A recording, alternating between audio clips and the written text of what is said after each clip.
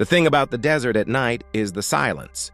It ain't a peaceful quiet, not like back east where the woods are always humming with life. Out here, on Route 78 somewhere east of nowhere, the silence is a weight. It presses down on the roof of your car, fills your ears with a hollow roar, and makes every little sound, a rock ticking against a tire. The groan of the engine cooling feel like a violation. Me and Chloe, we were running on fumes, both the car and our relationship. The argument had sputtered out hours ago, leaving behind a residue of bitterness thicker than the dust on the dashboard. It was about money, about direction, about the fact that my big idea to start a custom motorcycle shop in Phoenix was looking more and more like a fantasy. The desert, in its infinite, star-choked emptiness, felt like a perfect reflection of our future. "Just find a place, Leo," Chloe finally said, her voice raspy with exhaustion. She was staring out the window at the nothingness, her face lit only by the dashboard's weak green glow. "Any place. I don't care if it's a cave painted with radiation symbols. I can't drive anymore." That's when I saw it. A flickering neon sign up ahead, bleached pale by a billion starlit nights. It spelled out the Starlite Motel, though the L in Starlight was dark, making it the Starite. The vacancy sign below was a sickly, compelling red, a single bloodshot eye in the vast, sleeping face of the desert. "It looks open," I said, stating the obvious because the silence demanded to be filled. "It looks condemned," Chloe countered, but she didn't tell me to drive on. The line had been crossed from stubbornness into a deep bodily weariness. I pulled the beat-up Ford into the cracked asphalt lot. It was like parking on the surface of the moon. There was one other car, an old boat of a sedan from the late 80s, caked with a patina of dust and road grime that looked permanent, parked near the office. The motel was a single-story, L-shaped affair of faded pink cinder block. The windows of the units were dark, hollow eyes staring out at the empty highway. The place felt less like a business, and more like a carcass picked clean by the sun and the wind, a skeleton offered up to the cosmos. The office was a small, glass-paneled box. A bell jingled, a thin, cheap sound that seemed to get swallowed by the stillness almost instantly. As I pushed the door open, the air inside was hot and still, smelling of old cigarettes, dust, and beneath it, something faintly metallic. Like a handful of old pennies, a man sat behind a Formica counter, watching a small black and white television showing nothing but static. He was gaunt, his skin stretched tight over his skull, and he moved with a slow, deliberate economy that suggested every motion was a calculated expense of energy. He didn't look up. "Help you?" he asked, his voice a dry rustle like dead leaves skittering across pavement. "Yeah, just need a room for the night. One bed? 40. Cash, no refunds." He slid a yellowed registration card toward me. His fingers were long and pale, the nails clean but oddly sharp, like they'd been filed to points. I fished 2 20s from my wallet. The habit was so ingrained it was muscle memory. I filled out the card with a fake name, John Smith, and a fake license plate from a car I'd owned years ago. As I handed him the cash, our fingers brushed. His skin was cold, unnervingly so, like stone that had been sitting in shadow for 1,000 years. A shiver went up my arm. "Room 11, end of the row." Quiet hours are always. He placed a heavy brass key in my palm. It was cold, too. "Don't bother the other guest." I got back to the car. "He's a charmer," I said to Chloe, trying to force a lightness I didn't feel. "Room 11, end of the line." She just grunted, grabbing her overnight bag from the back seat. "I just want a shower. If the water isn't brown?" Room 11 was what you'd expect, but worse. Brown carpet stained with mysteries. A paisley bedspread that felt damp to the touch. A painting of a sad clown over the bed whose eyes seemed to follow you. The air conditioner was a window unit that wheezed and rattled like a dying man, blowing air that was only marginally cooler than outside and carried a faint, sweet-sour odor we couldn't place. But it was a place to stop. We crashed onto the bed without speaking, the weight of the drive and our dead-end argument pulling us into a fitful, unsatisfying sleep. I woke up hours later, my throat parched. The room was pitch black, the kind of profound dark you only get miles from any other light source. The AC had cycled off and the silence was absolute, a physical presence in the room. That's when I heard it, a sound from next door, from room 12. It was a low, wet chewing sound, not like an animal gnawing on a bone. This was slower, more deliberate, a soft, rhythmic squelching, like someone methodically working through something thick and fibrous. It was punctuated by a faint, high-pitched scraping. The sound a spoon might make scraping the last bits from a tough coconut. My skin crawled. "Chloe," I whispered, shaking her shoulder. She mumbled, swatting my hand away. "Leo, stop! Listen," I hissed, my own voice tight with a fear I couldn't explain. We both lay there in the dark, holding our breath. The chewing sound continued, steady, patient, horribly intimate. It went on for what felt like an eternity. Then it stopped. There was a moment of pure, aching silence, and then a new sound started. A dragging sound. Something heavy and unyielding being pulled across the thin carpet of the room next to us. It was a thick, muffled noise, the sound of dead weight. It stopped right against the wall our headboard shared. Then nothing. The silence returned, heavier and more menacing than before. "Probably just the other guest," Chloe whispered, her voice trembling so badly the words almost broke apart. "Eating something. Moving their suitcase?" "It's 4 a.m, I whispered back. "And what were they eating? A side of beef?" We didn't sleep anymore. We just lay there staring at the ceiling, listening to the frantic hammering of our own hearts, waiting for the sun. As soon as a gray, sickly light began to bleed through the cheap, thin curtains, we got up. We'd decided without speaking to just go. I'd leave the key on the dresser. We'd be gone before the sun fully rose, a memory the motel could forget. I opened the door and stepped out into the cool pre-dawn air. The desert morning had a bite to it. The other car, the grimy sedan, was still there, looking like it had grown roots into the asphalt. Parked next to it was a highway patrol cruiser, its light bar dark. A state trooper, his hat in his hands, was standing beside the motel manager, who was nodding slowly, his hands tucked into the pockets of his trousers. As I watched, the trooper clapped the hat back on his head, got in his car and drove off, kicking up a plume of dust that hung in the still air. The manager saw me and started walking over, his movements still slow and precise, like a stop-motion animation.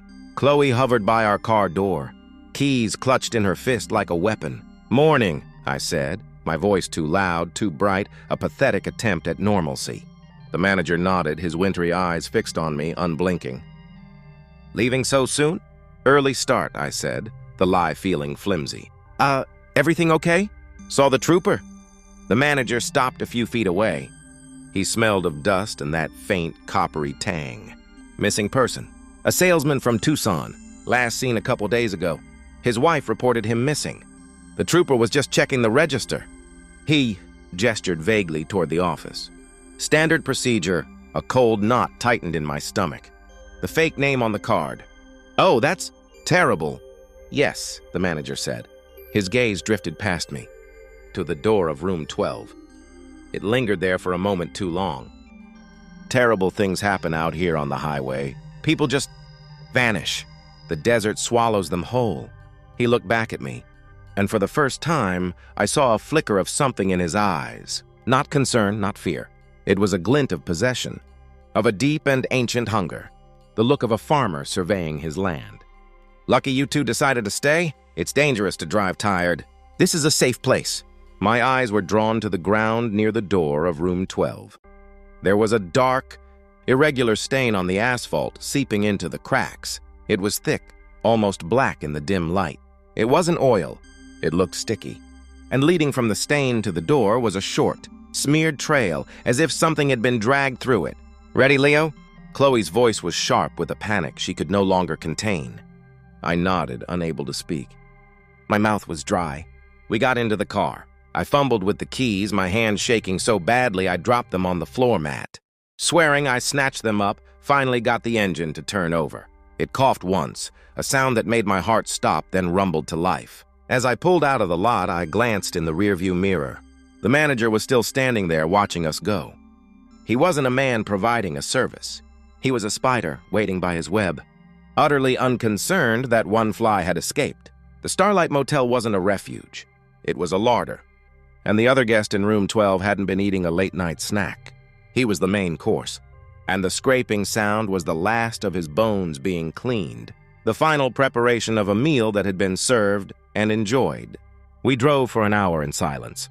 The rising sun painting, the desert in brilliant oranges and reds. That felt like a mockery. The horror of the night began to feel distant, dreamlike, in the clean light of day. Chloe finally spoke, her voice small and broken, barely audible over the road noise. "The registration card, Leo. You used a fake name, right?" "Yeah, of course. John Smith." "Like always." I tried to sound confident. She pointed a trembling finger at the center console. I looked down. The motel key was there, the heavy, cold, brass one the manager had given me. I must have picked it up out of habit instead of leaving it in the room. And tied to it, with a brittle piece of twine that looked like it had been salvaged from a mummy's tomb, was the yellowed registration card, my card. But I hadn't written a fake name. In my own handwriting, clear as day, undeniable, was my real name. Leo Croft, my real address back in Tucson. And in the space for the license plate, our actual plate number, every digit and letter correct. The manager hadn't been checking his register for the trooper. He'd been showing it to him. And the trooper had driven away, satisfied, because according to the official record, the only person who had stayed at the Starlite Motel last night was a missing salesman from Tucson, not us. We were already ghosts, already entered into the ledger of the vanished. We had paid our $40 cash for a room, and in return we had been offered up to the desert, to the silence, to the thing that waited in room 12. We had escaped the meal, but we were still on the menu. The Starlight didn't just feed on the flesh of its guests. It fed on their identities, erasing them from the world, leaving nothing behind but a cold spot in a ledger and a dark stain on the asphalt that the sun would soon bake away. We drove on, the highway stretching out before us, an endless open road, but we both knew the truth in our bones, a truth as cold as the manager's touch. We had checked in, but we would never ever truly check out. The Starlight had a piece of us now, written in my own hand on a yellowed card, and somewhere in the deep, silent heart of the desert, it was waiting for us to come back and settle the bill. The first sign wasn't a sign at all, but an absence.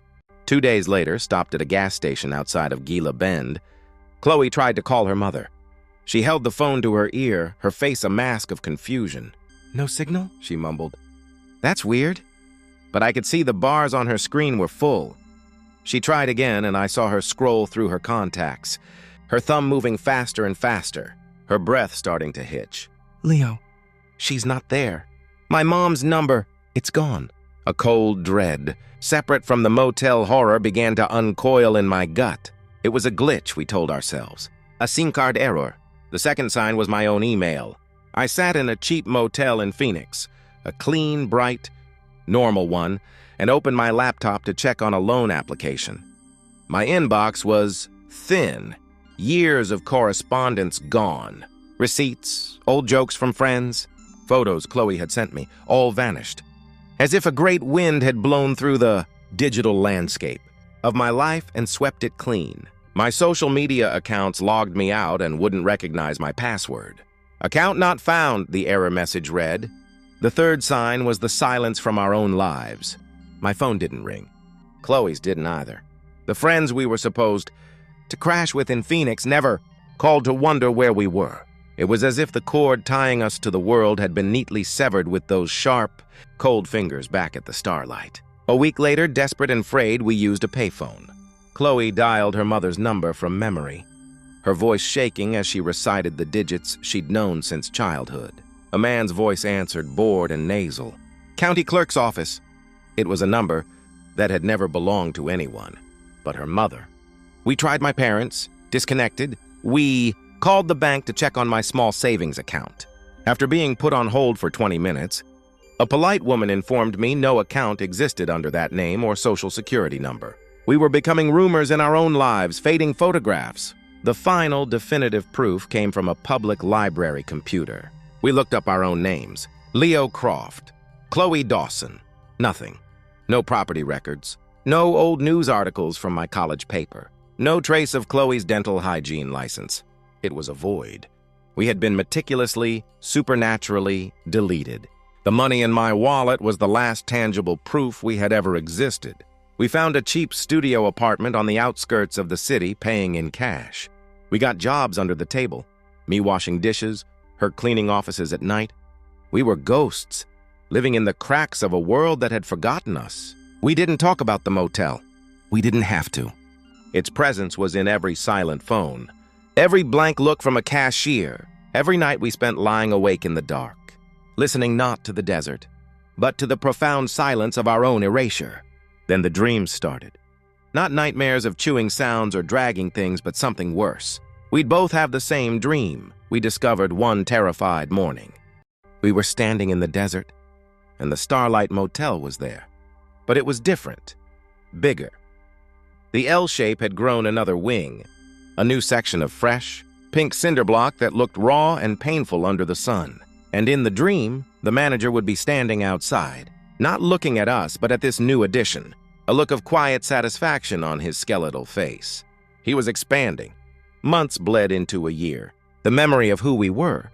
Before that night began to feel like a story we'd once been told. Our arguments were gone, replaced by a shared, grim endurance. We were a unit of two, bound by a secret that was eating us alive. One evening, I came home from the Greasy Spoon to find Chloe sitting on the floor, a road atlas open in front of her. Her face was pale, her eyes wide. "Leo," she said, her voice hollow. "Look." She pointed to a spot on the map of Arizona. Route 78. She had drawn a small, careful circle in pencil. "I called the State Highway Patrol," she whispered. I used a different payphone. I asked about any missing persons. Reports filed from around there in the last couple of years. I knelt down, my heart a cold stone. "And?" "There haven't been any," she said, looking up at me, her eyes brimming with a terrible understanding. "Not a single one. Not for the salesman. Not for anyone." She tapped the circle on the map. "It doesn't just take them, Leo. It takes the idea of them. The memory. The fact that they were ever missing at all. That was the night we finally said it out loud. We weren't just hiding. We were waiting. The motel had our signature. It had claimed us. And the thing about a predator that patient, that thorough, is that it never really lets its prey go. It was building a new wing for us. We knew, with a certainty that was as absolute as the desert silence, that we were driving back. Not tomorrow, not next week, but soon. The road was pulling us, a twisted gravity we could no longer fight. We had to see what room they had built for us. We had to know what was on the menu. The desert had swallowed us whole, and now it was time to be digested.